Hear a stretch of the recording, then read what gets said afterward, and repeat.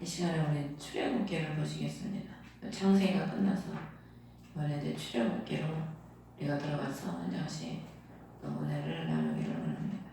이 출애굽이라는 뜻은 탈출이라는 뜻입니다. 탈출. 출애굽기가 주전 1450년경에 이제 쓰여졌는데 그때쯤에 이스라엘 백성들이 애굽에서 이집트죠. 애굽에서 이제 탈출을 하면서 하게 되지요. 야곱의 이 탈출이라는 뜻이 뭐냐면은 자유로워지기 위해서 벗어나는 것. 자유로워지기 위해서 벗어나는 것. 그래서 구출이라는 것은 어떤 사람에 의해서 위경에서 건져냄을 입는 건데 이 탈출과 구출이 다르죠. 구출은 내 힘으로 안 되는 거죠. 누군가 죽음의 그 상황에서 나를 건져줘야 되는 거고 탈출은 느낌이 내가 해야 되는 것 같아. 우리가 지금 내 삶이 만족스럽지 못하고 내가 뭔가 발전을 하려면 자신이 노력을 해야 되거든요. 아무것도 안 하면서 막연하게 뭐 감나무가 감나무에서 감에 떨어지겠지. 뭐 아무것도 안 해도 때가 되면 뭐가 되겠지. 그렇게만 바라고 기다리고 있으면 되는 게 없습니다. 기도라도 많이 하든가 아니면 영어를 잘하고 싶으면 자기가 열심히 영어 공부를 해야지. 아무것도 안 하고 성경도 보지도 않으면서 성경을 뭐 주님이 뭐 그냥 갑자기 나타나셔서 뭐 몇 장 알려주는 건 아니거든요. 그래서 오늘 이제 출애굽기 이스라엘 백성들이 이집트로 모세가 아니라 이집트로 야곱이 자기 자식들을 다 데리고 들어갔지요. 들어가서 여기 1절에 보면은 야곱과 함께 각각 자기 집안 사람들을 데리고 이집트로 들어간 이스라엘 자손들의 이름은 이러하니라. 여기 보면 2절 3절에 이제 5절까지 요새까지 포함해서 전부 야곱의 허리에서 나온 모든 혼이 이른 혼이다. 그러면 자식은 뭐 허리에서 낳습니까? 자식은 허리에서 낳는 게 아니라 여자가 낳잖아요. 근데 여기에서는 야곱의 허리에서 나왔다는 거예요. 허리에서. 이거 뭘 의미하냐면은 허리는 능력을 상징합니다. 능력과 겸손. 우리가 하나님 앞에 겸손한 종이 돼야 되고 능력의 종이 돼야 됩니다. 그 하나님께서 겸손한 능력의 종을 통해서 자신의 능력 있는 백성들을 배출하는 겁니다. 야곱이 기도의 사람이잖아요. 그 천사와 야곱하면서 싸워서 이긴 사람입니다. 보통 사람이 아니죠. 보통 사람이. 그래서 하나님이 자신의 일본들을 이렇게 택하는 사람 보면은 다 보면 한 순간에 뭐 고집이 있든지 그런 뭔가 좀 하려고 하는 고집이 있던가 뭔가 열심히 있어야지 주님의 일도 좀 덤벼들어서 하죠. 이것도 아니고 저것도 아니고 물에 물탄 듯 술에 술탄 듯 그러고 있으면은 뭐 뭘 하겠습니까? 세상에서도 성공하는 사람들 보면은 뭔가 어디에 딱 목표를 두고 거기에 전진하고 얼마나 열심을 품고 행동을 합니까? 그래서 다 성공하는 거거든. 여기 보면 르우벤이 나오는데 이제 야곱의 12제자 이제 자식들이 나오는데 이 이름의 뜻이 다 있죠. 창세기 보면은 이름을 다 여인들이 짓습니다. 자기가 오늘날 보면 아버지들이 이름을 짓잖아요. 근데 이스라엘 백성들을 보면은 자식을 낳은 자기 애미가 이름들을 다 쳐요. 그게 뭘 의미냐면은 어미는 신앙의 자기를 기른 신앙의 그 선배라고 해야 되나?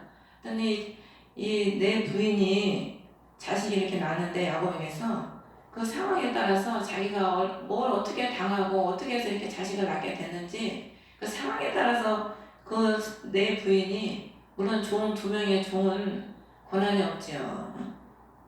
레아 라헬이 그 이름을 지어줬는데 다 이름이 있는데 첫째 아들이 르우벤이잖아요. 르우벤은 하나님께서 나의 고통을 들으셨다. 사랑을 못 받던 레아가 하나님께서 자신의 고통을 들으셨다는 거예요. 그래서 그리스도인에서는 우리가 이 세상에서 사랑을 못 받고 누리는 게 없어도 우리가 그 어려움 속에서 하나님은 기도하는 우리의 기도를 들으시는 겁니다.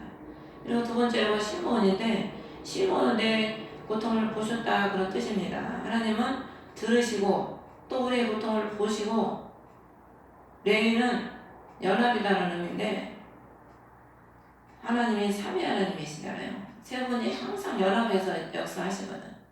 그리스도께서 우리의 고통을 들으시고 보시고 우리에게 오시는 거죠. 그래서 우리와 연합을 하시는 거예요.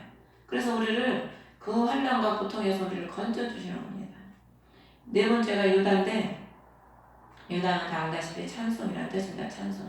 그리스도께서 우리에게 오셔야 우리가 찬송이 나오지, 예수 그리스도를 우리가 우리 안에 오시지 않으면 찬송이 안 나와요. 억지로 찬송 부르라고 해서 찬송이 나옵니까? 기쁨이 되신 우리의 구원이 되신 그리스도께서 우리의 그 아픔과 슬픔을 그 상황에서 죄악에서 구원해 주셨기 때문에 찬송이 나오는 거죠. 그러니까 레아가 유다를 낳고 내 아들을 낳으니까 기쁜 거야. 이제 내가 하나님을 찬양하겠다.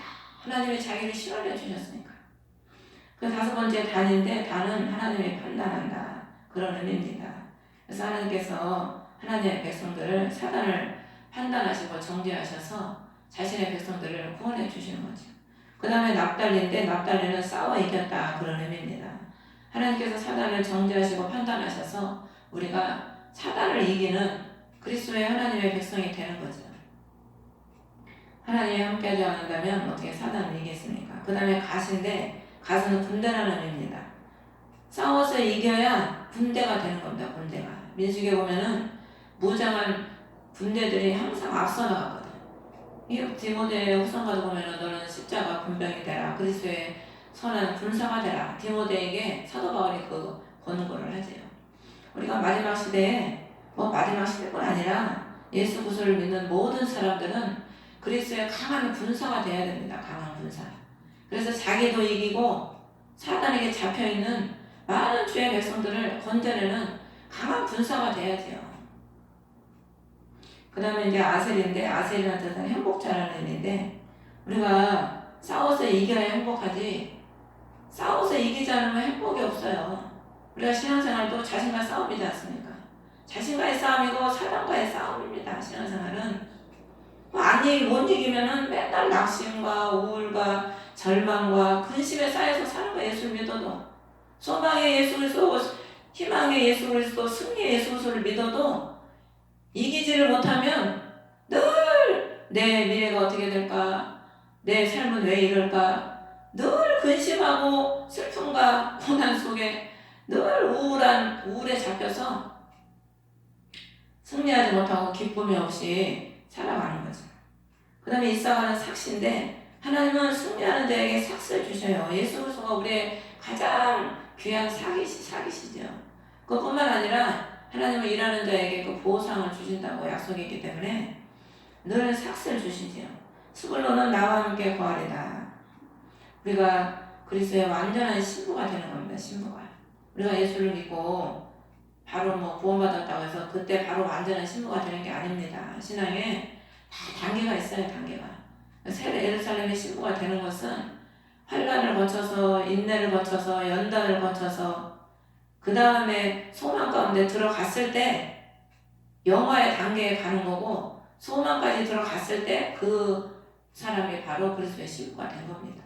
그 전까지는 우리가 아기가 태어나서 눈도 못 뜨는 기간이 있고, 또 눈 떠도 누워만 있는 기간이 있고, 기는 기간이 있고, 두 발로 걷는 기간이 있고, 자기가 모든 걸 다 할 수 있는 그 상황까지는, 그 기간까지 되기는 자라야 되거든.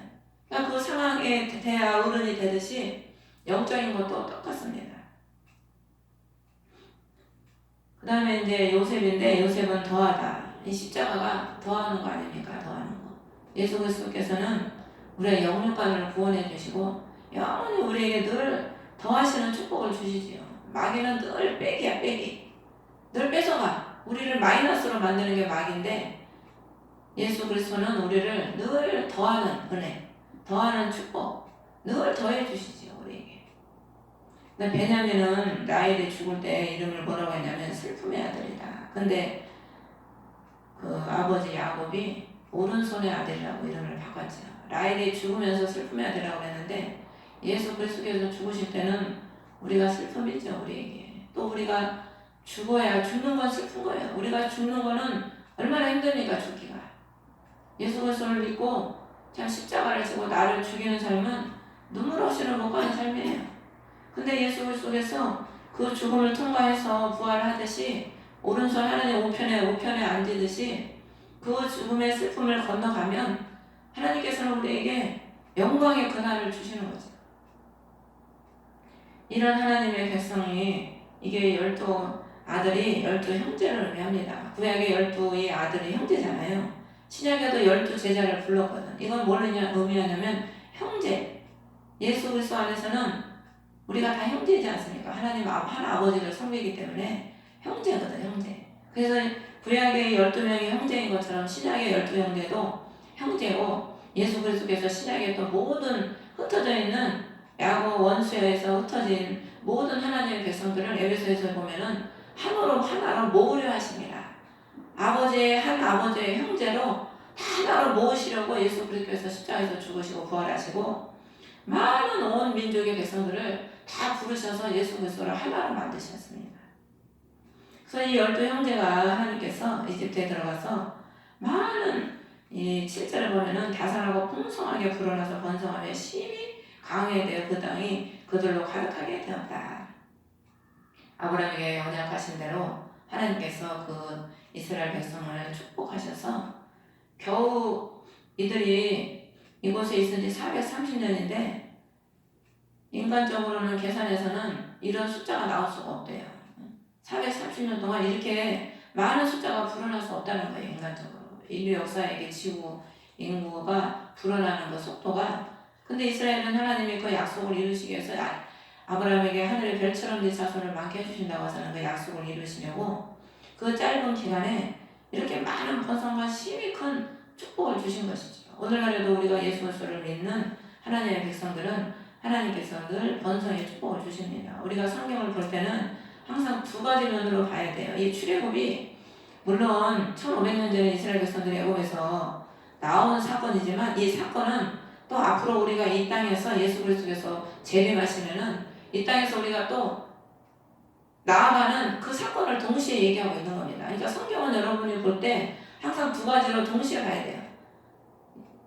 제약된 세상에서 우리가 출애굽한 거, 또 우리가 이제 주님 오시면 우리의 몸이 지금 제약된 세상에 살고 있잖아요. 이 제약된 세상에서 우리가 언젠가는 또 탈출을 하게 되죠. 그때는 이 초대 출애굽기에서의 탈출은 자기들이 양을 잡아서 자기들이 나왔지만 예수 그리스도께서 오실 때 그 환란에서는 우리 힘으로 나갈 수가 없어요. 우리 힘으로 탈출을 할 수가 없어요. 그렇기 때문에 다니엘서 12장 1절에 그날에 그 생명책이 기록된 자들을 다 구출해 주신다고 기록이 돼 있는 거예요. 그때는 탈출해 준다고 기록된 게 아니고 구출을 해 주신다고 하는 거예요. 그러니까 그때는 우리 힘으로 갈 수가 없다니 우리 힘으로 어떻게 하늘로 올라가니까 못 올라가지. 그때는 주님이 오셔서 우리를 데리고 가셔야 돼. 그래야 우리가 그 환난에서 구출을 받는 거죠.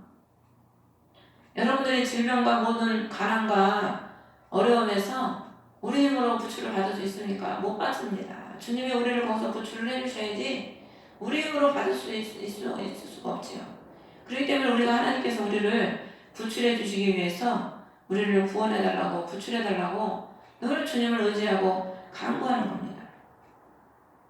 근데 8절에 여호수아를 알지 못하는 세왕이 일어나 이집트를 다스리더라. 그리스도를 알지 못하는, 은혜를 알지 못하는 이 땅의 왕이 일어나서 다시 세상을 다스리는 거죠.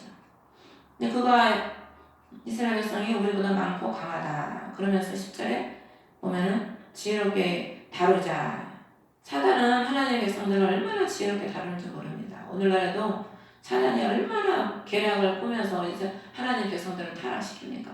그래서 예수님이 이 세대의 아들들이 주의 아들들보다 더 지혜롭다고 그런 거예요.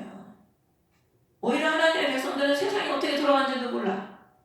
마귀는 어떻게든지 하나님의 백성을 잡아 눌러서 출애굽을 못하게 만들려고 가진 모략을 다 꾸미는데 어떻게 하나님의 백성들은 하나님을 믿는다고 하면서도 시대가 어떻게 돌아가는지 주님의 역사가 어떻게 하는 건지 영의 길이 어떤 건지 하나님의 뜻이 무엇인지 분별을 못해요. 분별을. 그래서 그 말의 열왕기 그 13장인가 지나서 보면은 그 선지자가 여로보암에게 예언하러 갔다가 돌아오다가 한 늙은 선지자가 거짓말에 넘어가서 죽잖아요. 그 돌아가 온 땅 가는 길로 더 가지 말라고 주님이 그랬는데 그 선지자의 거짓말에 그를 따라가서 먹고 마셔서 죽어버려요. 죽어. 왜 그러겠어요? 왕이 나와 함께 가자, 내가 너에게 보상을 준다고 해도 안 갔습니다. 안 따라갔어. 세상 국기 영화도 마다하고 갔는데 그 늙은 선지자 말 거짓말에 속아가지고 죽은 거예요. 하나님의 사람이라고 했어요. 거기 보면. 근데 왜 속아서 죽었을까? 하나님의 사람이 영적 분별이 없으면은 하나님의 사람도 다 죽는 거예요. 오늘날에 우리가 다 하나님의 사람이지 누가 교회 다니면 다 하나님의 사람이고 하나님의 백성이지 자기는 나는 하나님의 백성 아니야 그런 사람이 있습니까? 근데 영적 분별이 없으면 사자한테 물려 죽었다고 그랬거든. 그 선지자가. 사자가 누굽니까? 베드로 전서에 보면은 우는 사자같이 마귀가 산길차를 찾아 두루 찾아다닌다고 해요. 사자는 원수를 상징해요. 분별이 없으면 원수에 의해서 죽는 거죠. 그래서 이 땅에서 일어나서 나갈까 그러면서 11절에 보면은 그들에게 무거운 짐을 주어서 괴롭게 하고 파라오를 위해서 국고를 비동과 라암셋을 건축하였더라. 14절에 보면 온갖 어려운 일들, 섬기는 일, 고된 속박으로 자기들을 엄격하게 섬기게 하는 거예요. 원수마귀는 늘 무거운 짐, 고된 속박을 하나님의 백성이 세상 백성들에게 지워주지요. 왜? 주님께 못 가게. 죄의 짐을 무거운 짐, 물질의 무거운 짐, 죄의 짐, 속박을 줘가지고 자유를 못 누리게 해. 너 돈 안 벌면 어떻게 살겠냐? 응? 너 그거 바치면 어떻게 너 먹고 살라고 그러냐? 늘 사단은 우리에게 무거운 짐을 주고 속박을 갖다 줍니다. 근데 예수 그리스도께서는 우리를 자유하게 주시잖아요. 수고하고 무거운 짐진 자들아 다 내게로 가라. 내가 너희를 쉬게 해주리라. 우리 여기 보면 라암셋을 위해서 건축하게 하는데 하나님의 백성은 뭘 위해서 건축을 해야 되겠습니까?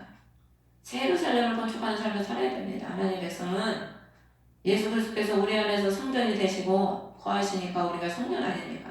그럼 우리가 그리스도의 성전이 되기를 위해서 그걸 성전을 건축하는 일에 우리가 힘을 쓰고 애를 써야지.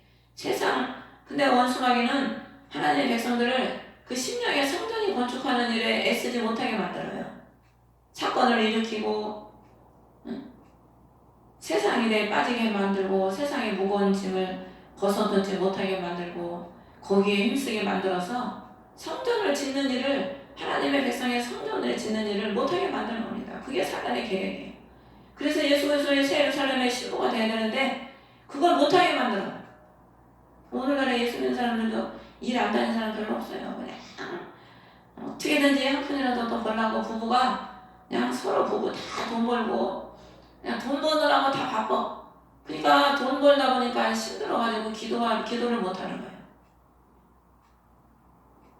기도를 안 하면은요 영적으로 그냥 죽은 거야. 죽은 거. 그냥 죽었다고 보면 됩니다. 기도 안 하면 어떤 권사님 40분 기도한다고 그러더라고 새벽에.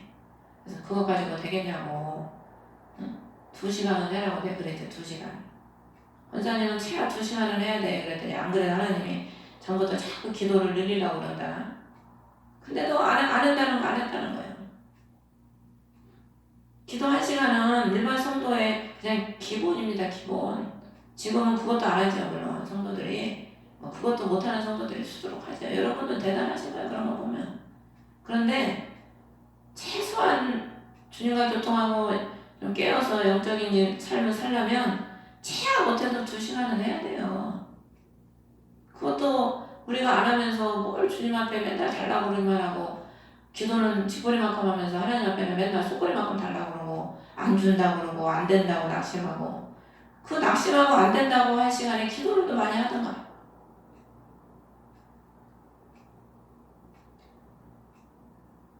그래서 사단은 하나님의 백성들이 믿음이 번성하지 못하게 만들고 전도하지 못하게 만들고 힘들면은 하나님의 일을 못하잖아요. 힘든데 어떻게 하나님을 하겠습니까? 먹고 살기도 힘든데 하나님의 일을 어떻게 하겠습니까? 그래서 15절에 보면은 이집트 왕이 히브리 산파들에게 뭐라고 하냐면은 시브리 산파가 있는데 시브라 하나는 부하더라. 이 시브라라는 이름이 맑다, 맑음. 이 부하라는 이름의 뜻은 찰나람이라는 뜻입니다. 그래서 이들에게 16절 보면 해산대 위의 여인들을 살펴보아서 아들이거든 죽이고 딸이면 살리라는 거예요. 해산대 위의 여인들이 누구니까? 그리스도의 신부들입니다. 그리스도의 신부들. 믿음의 자녀들을 낳는 그리스도의 신부들. 이스라엘 백성들의 자녀들이 믿음의 자녀들이잖아요. 택함받은 하나님의 믿음의 백성들이거든요. 하나님이 그들을 축복하시고 그들을 번성하길 원하시는 게 하나님의 뜻입니다. 그때도 그렇고 지금도 그렇고. 근데 사단은 그 세상대에 있는 여인들을 살펴봐서 아들을 죽이라는 거예요. 그럼 아들을 죽이라는 의미가 뭐냐면 아들은 씨를 의미한다. 씨. 아브라함에게 한 씨를 네게 줘서 그 자손을 번성하게 하신다는 거거든. 사단은 그걸 알기 때문에 아벨을 처음에 죽인 거예요. 의로운 그 씨, 아벨을 통해서 나신 예수 그리스도. 그를 못나게 하려고 미리 아벨을 죽인 거예요. 가인을 통해서. 그리고 여기서도 보면은 아들을 죽이라는 것은 그 씨, 예수 그리스도를 탄생시키지 못하게 하려고 그 백성들을 번성화시키지 못하게 하려고 이 사단은 아들을 죽이라는 겁니다. 아들. 씨를 말리려고 하는 거죠. 번성하지 못하게 하려고. 그 백성들. 그럼 딸을 왜 살려? 딸은 밭이잖아요. 밭. 여자는 세속을 의미합니다. 자기 세속옷을 집어넣어가지고 세속을 퍼뜨리려고. 그래서 하나님은 이스라엘에 창기가 없게 하라고 했어요. 미동도 없게 하고 창기도 없게 하라고 했거든. 창기나 미동이 있으면 그 음란한 그 행위를 통해서 이스라엘 백성이 타락을 하니까. 근데 17절에는 산파들은 하나님을 두려워해서 명령한 대로 하게 않고 사내 아이들을 살려둔다. 하나님 편에 서서 왕의 명령을 버리고 그 목숨을 버린 겁니다. 하나님을 더 두려워하고 하나님을 경외함으로 자기 목숨을 버려서 하나님의 뜻을 이루는데 헌신을 한 거죠. 그래서 하나님은 이 여인들을 20절에 보면 산파들을 선하게 대우하시고 번성하게 하시고 힘이 강하게 되었더라. 하나님이 그 왕보다 하나님을 더 두려워한 이 산파들을 왕과 같은 거 권위를 주시는 겁니다. 하나님께서. 하나님은 자신을 경외하고 자기를 섬기는 자들에게 반드시 하나님은 축복하시는 축복의 하나님입니다. 힘이 강하게 하시고 21절에 보면은 그분께서 그들의 집을 세워주셨다는 거예요. 집. 우리가 집이 얼마나 중요합니까? 우리 가정이 집이잖아요. 나만 잘 되면 되겠습니까? 나만 잘 되다가 나만 쏠랑 창고 들어가고 자식들은 멸망을 받든지 말든지 자식들은 집이 세우든지 말든지 관심이 없으면 되겠습니까? 우리가 나도 잘 돼야 되지만 나를 통해서 내 집이 세워져야 돼. 내 집이. 그러려면 내가 하나님 앞에 이 산파들처럼 하나님 앞에 헌신하고 희생하는 그런 사람이 돼야죠. 내가 헌신하고 희생하는 사람이 되면 하나님은 그 집을 세워주십니다. 다윗이 하나님 앞에 헌신하고 평생을 헌신하고 하나님 앞에 봉사하고 하나님을 위해 사니까 하나님이 어떻게 합니까? 그 집을 그 다음 세대 솔로몬 세대뿐 아니라 영원히 세워주시는 거예요. 그 집을. 네 집에 등불을 끄지 않게 하겠다고 하나님이 약속하시고 그 자손들이 그렇게 악을 행해도 하나님은 다윗 때문에 내 종 그 열왕기 상하를 보세요. 내 종 다윗 때문에 내가 한 지파를 준다고 하시고 내 종 다윗 때문에 살려준다고 하고 내 종 다윗 그것을 계속 말씀하시는 하나님은. 그 다윗 한 사람의 그 평생에 하나님께 드리는 헌신과 그 희생과 그 사랑을 하나님은 천대까지 은혜를 베풀어 주시는 거죠. 우리가 집을 세우기 위해서는 여러분들이 미랄이 되고 희생 제물이 돼야 됩니다. 기도의 희생 제물이 돼야 되고 여러분들이 뭐 물질을 많을 것도 없고요. 자식들한테 그 내가 많은 복을 받아야 자식들한테 물려주지. 내가 받은 복이 하나도 없는데 자식들한테 뭘 물려주겠어요? 우리 기수가 그러는 거예요. 부모가 가난하면 자식도 가난할 수밖에 없다는 거예요. 부모가 그 가난을 끊어야 자식한테 가난이 안 내려가는데 부모가 가난하니까 자식도 가난할 수밖에 없다는 거죠. 우리 얘기하는 거죠. 우리 들으라고. 그러니까 자기는 열심히 일해서 가난을 끊어보겠다 이거지 이제. 할 말이 없더라고요. 해준 게 없으니까. 그래도 육신적으로는 해준 게 없어도 예수 믿는 부모, 기도하는 부모가 있었기 때문에 자기들이 구원받지. 안 그러면 구원을 받겠어요. 자식들은 그런 것보다는 또 보이는 걸 보고 많이 또 얘기를 하니까. 그래서 하나님은 그 집을 세워주시, 집을. 그 하나님의 법궤를 가지고 간 오베데돔인가요? 다 버리고 그 법궤를 마다하는데 그 오베데돔이 그 죽음의 법궤를 가지고 갔잖아요. 자기가 그걸 가지고 가서 섬기니까 3개월밖에 안 됐는데 기간이 중요한 게 아니에요. 뭐 예수 10년, 20년 믿은 거 아무짝에 쓸모없습니다. 아무리 오래 예수 믿어도 몇 달 예수 믿는 사람이 더 헌신하고 하나님께 더 열심히 하면 하나님은 그 사람을 축복하시는 거죠. 3개월 그 법궤를 가지고 와서 섬겼는데 하나님이 그 집에 엄청난 축복을 부어주시는 거예요. 하나님은 막 6일 만에 천지를 창조하시는데 뭐 하루만 해도 온갖 일을 다 역사하시지요. 왜 못 주시겠습니까? 하나님이. 문제는 다 우리한테 있는 거예요. 우리한테. 우리가 예비가 안 됐고 우리가 하나님 앞에 보시기에 너무 미약하고 믿음이 미약하고 기도의 분량도 미약하고 하나님 앞에 너무 열심도 미약하고 다 너무 부족한 거예요. 그거 항아리에 물이 꽉 차야 6항아리에 물이 꽉 차야 물이 포도주로 변하잖아요. 우리가 하나님 앞에 뭔가 좀 꽉 차야 하나님도 역사가 하는데 그게 너무 미약한 거죠. 우리가 하나님은 우리 집을 세워주신 거로 산파들의 집을 세워주신 것은 이 산파들이 하나님의 집을 무너뜨리지 않기 위해서 아들을 살렸잖아요. 그리스도의 집을 무너뜨리지 않은 거거든요. 영적으로 보면. 그리스도의 집을 세우기 위해서 하나님의 집을 세우기 위해서 그 왕의 명령을 어기고 자기 생명을 바쳐서 순종한 거죠. 그래서 하나님의 집을 세우고 하나님의 나라를 세운 겁니다. 산파들에 의해서. 그렇기 때문에 하나님이 하나님의 집을 세운 다윗도 하나님의 집을 짓고자 하는 그 마음을 가졌을 때 하나님께서 너의 집을 내가 영원토록 지켜주리라. 하나님의 집을 위해서 헌신하니까 하나님의 이 집을 세워주시잖아요. 오늘날 성도들은 교회가 뭐가 있든지 없든지 눈들은 다 뜨고 다녀도 별 관심이 없어요. 교회가 허름하든 어쨌든 그게 별 관심이 없죠. 대부분 다들.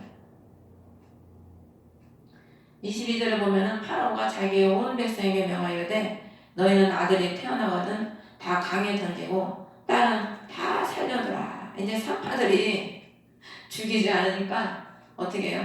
강에 던지라는 거예요. 강에 던지면 이제 살아나올 수가 없죠. 더 이제 큰 환난과 어려움에 닥치게 되는 겁니다. 이제 우리 주님이 오시면 오실수록 더 많은 어려움들이 어려움의 바람이 불어옵니다. 그래서 계시록에 우리가 본 것처럼 그 땅에 내 바람을 붙잡고 있는 그 천사를 어느 년, 어느 월, 어느 일에 놓아주라. 그럴 때 그걸 놓은다고 그랬거든. 우리가 태풍이 와봐요. 어떻게 됩니까? 완전히 다 무너져 버리잖아요.